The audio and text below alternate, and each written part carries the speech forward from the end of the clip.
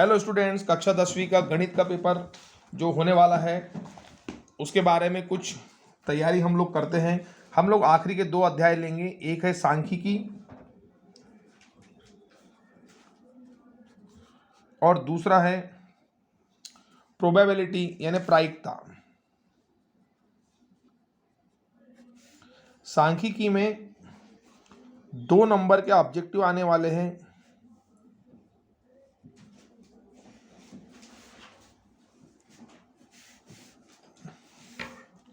प्रायिकता में 2 नंबर के ऑब्जेक्टिव आने वाले हैं।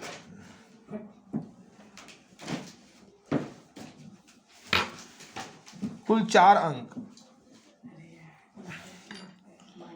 इस 4 अंक में जो प्रश्न पूछे जा सकते हैं वो मैं आपको बताऊंगा।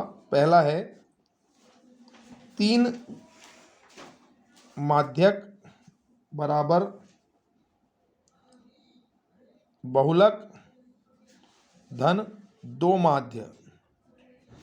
बड़े आसानी से हम इसको याद रख सकते हैं। माध्यक की स्पेलिंग बड़ी है इसलिए उसके आगे बड़ा नंबर 3 है।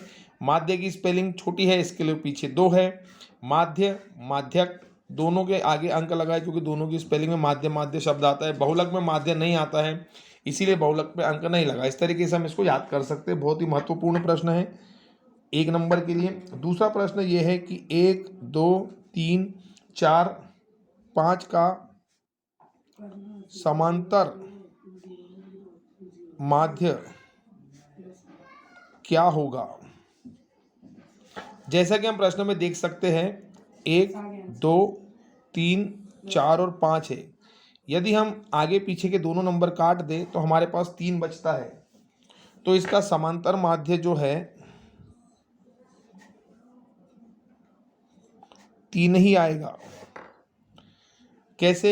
1 धन 2 धन 3 धन 4 5 बटे में 5।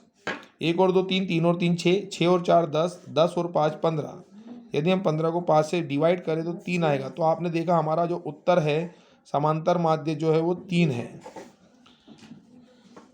तीसरा ऑब्जेक्टिव जो है बहुलक ज्ञात करना है। 2 4 8 7 5 4 9 6 7 1 7 का बहुलक। तो इसका उत्तर आएगा 7 क्योंकि यहाँ 7 सबसे ज़्यादा बार 3 बार 7 आया हुआ है। 1 2 और 3 बार 7 आया है। जो सबसे ज़्यादा बार आता है वही बहुलक है। लेकिन मानिए ये 3 प्रश्नों में से 1 या 2 प्रश्न जरूर आएंगे। आप केवल इन 3 को अच्छे से कर लीजिए। इसके बाद में हम प्रायिकता की तरफ चलते हैं। प्रायिकता में भी मैं आपको ऑब्जेक्टिव बताऊंगा। घटित न होने की प्रायिकता, घटित न होने की प्रायिकता जब भी निकालना है वो होती है 1 माइनस पी। किसी की भी घटित ना होने की प्रायिकता आएगा 1 ऋण पी। बड़े आराम से इसको ध्यान रखेंगे ये ऑब्जेक्टिव। दूसरा है प्रायिकता नहीं हो सकती। नहीं हो सकती प्रायिकता 1 से ज़्यादा नहीं हो सकती है इसलिए उत्तर आएगा 17/16। सभी प्रश्न जो है प्रश्न बैंक में से दिए जा रहे हैं। प्रश्न बैंक में से पेपर आने की संभावना 100% है। आप लोग पूरी ईमानदारी से मेहनत करें, आपको जरूर सफलता मिलेगी। प्रायिकता नहीं हो सकती 17/16 का मान 1 से बड़ा होगा इसलिए 17/16 प्रायिकता कभी नहीं आएगी। ये एक उत्तर है इसका।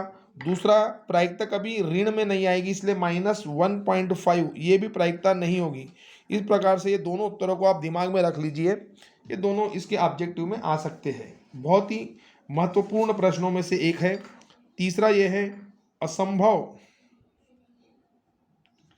असंभव की प्रायिकता, जो चीज होने ही वाली नहीं है, जो घट ही नहीं सकती, उसकी प्रायिकता क्या होगी? 0 होगी, 0।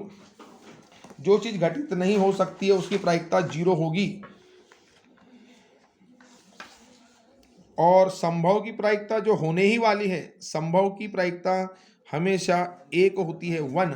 संभव की प्रायिकता 1 आएगी, असंभव की प्रायिकता 0 होगी। प्रायिकता का मान सदैव खाली स्थान के बीच होता है तो सदैव 0 और 1